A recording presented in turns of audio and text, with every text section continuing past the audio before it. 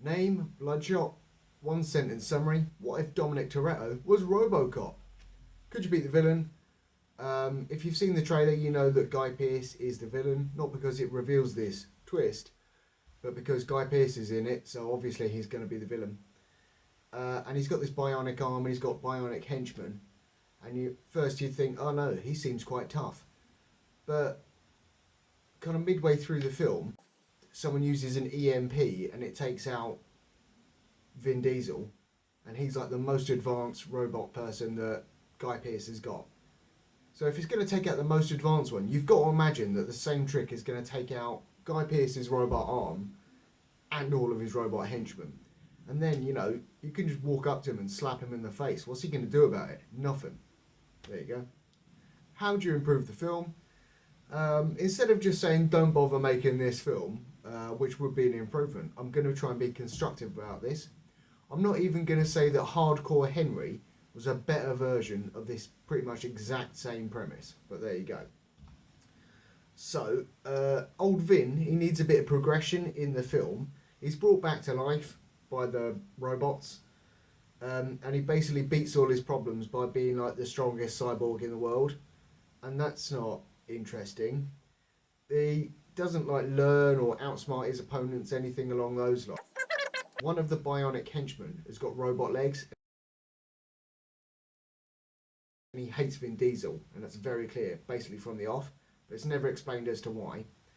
So there should have been a scene where those two are like training together, they've just met, they're sparring, and it's clear that Robot Legs guy is like stronger than Vin Diesel or faster than Vin Diesel or something like that, and he like sucker punches Vin Diesel, and Vin Diesel's all like, hey, what's your problem, man? And then Guy Pearce would come in and like, hey, let's change the subject so we don't reveal the fact that we've actually been manipulating memories or something like that. Anyways, basically what I'm saying is there should have been a threat to Vin Diesel, something for him to overcome, like a story. Also, the robot leg guy, he spits his chewing gum just on the floor one time, and that is disgusting. Shame on him. It's weird how you don't see Vin Diesel's wife's face when he comes back from the war and is at the airbase. So I thought he was gonna like wake up and be like, oh no, I can't remember her face anymore. But then it moved on to another scene where you do see her face. So I can only assume there was like the proper actress wasn't there that day when they filmed that or something. Right, so Guy Pearce is making these fake memories to implant into Vin Diesel's head. So Vin Diesel thinks like, oh, this guy killed my wife and he murdered me. I'm going to go kill that guy in revenge. And that way, Guy Pearce has the people who know about his technology killed. So he's the only one who's got the access so he can make the dollars in the world and all that. But it was very strange that, so Guy Pearce is like rendering the entire environment in these memories, not just the stuff that Vin Diesel can see. So there was a bit where, basically in the Matrix, it was a big white room, and then Guy Pearce pulls in all the like scenery and stuff from this place in Italy. But he's like pulling in the mountains in the distance and then the buildings in the foreground. Why bother with the mountains if they're going to be hidden behind the buildings and stuff? If you're basing so much of the film on CGI, probably make sure it looks good. And Guy Pearce says that they can recharge the nanites in Vin that, he uses them all up. They recharge, happy days, he's still super. That's not what we see. We actually see him take out the old nanites and put in new nanites. That's not recharging. Vin Diesel is sent to go and kill or no, he's not sent. He thinks he's independently going to kill the guy he believes killed his wife. We see two of those times. First one, how did the security team know that Vin Diesel was on the way? So they had to rush their boss out of the place. Why did he announce himself? 2, who's paying for the security? 3, they say, oh, no one can work out why these killings look so personal. Vin Diesel shot the guy like once. That doesn't seem very personal at all. What's the difference between cars travelling in a convoy and just a normal old traffic jam? I had no idea what was going on in a lot of the action scenes. There's a lot of quick cuts. And Vin Googles his supposedly dead wife so he can go and track her down when he realises, hang on a minute, she might not be dead. And he finds her just like that, but he doesn't notice that she's like moved on. So thank God she kept his name, because they were married, and she might have gone back to her maiden name, or she might have taken on a new person's name, or something like that. There was an oddly long shot of Vin Diesel's biceps when he was like discovering how strong he was. So he's in the gym lifting all the weights, and it's just like,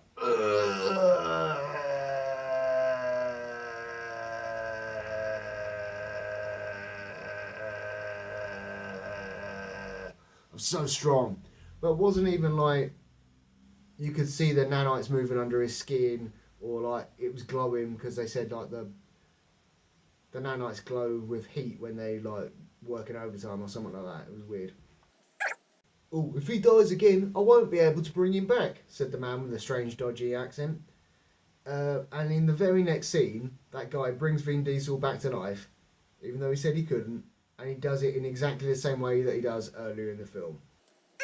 Guy Pearce takes wounded soldiers and gives them robotic enhancements. And so, like, he's got the guy with the robot legs. He's got a woman whose throat was burned up in a chemical attack or something, so she's got robot throat. And then there's a guy who lost his eyes or lost his vision. So instead of giving him bionic eyes, the smart thing that Guy Pearce does is give him this harness that's covered in cameras, like there and there and there.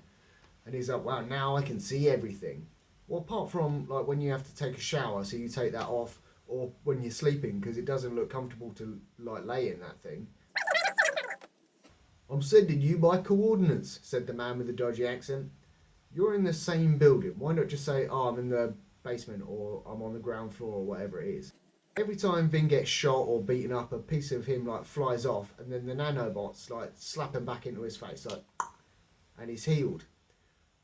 Every single time that happens, apart from when he cuts his hand and pours some of his robo blood into a cup for the science man, the comic relief science man, the second one in the film, to study. Why didn't those ones just fly back into him like it does every other time? So the EMP blaster takes out the house Vin Diesel is in, and Vin Diesel, because he's a robot man, and the surrounding area. Fine, fair enough. If you've got a cyborg coming to get you, I guess that's a good idea. And then Vin Diesel wakes up in the cellar of the house, which I assume was shielded from the EMP. But the science comic relief man specifically mentions that his fridge is EMP shielded. But if it was in a room where the lights are working and he's still got computers and stuff, surely the whole room is unaffected. Strange. Science techie guys are like, oh, don't take that car because it's been EMP'd. Take this old one. It's got no electronic components. Really? What do the lights work on? There you go. In Budapest, the security people who are saving Doctor Doom from the crappy Fantastic Four one, well, crappier Fantastic Four, they use flares instead of like torches, which just seems very inefficient to me. And there's a foot chase that's supposedly set in London. I guarantee that it was not filmed in London, because it didn't look anything like the architecture or the police or anything. It was ridiculous. Like,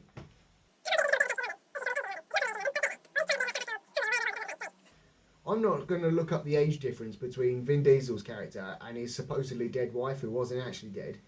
But I'm guessing like he's old enough to be her dad, because there was a noticeable gap between them.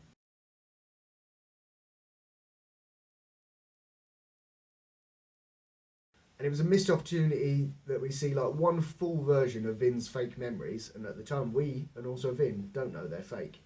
And Doctor Doom is dancing to the song Psycho Killer by the Talking Heads, and he's got some moves. And I would have liked to see the other memories where the other people who are the targets Guy Pearce wants him killed, so he magically CGIs them in there. I would like to see them doing their dance moves as well, to really learn about their characters. So rating out of 5 beers, I'm going to give this a 4. Guy Pearce chastises the other science comic relief character for using every movie cliche in the book, which indicates to me that these guys knew what they were doing.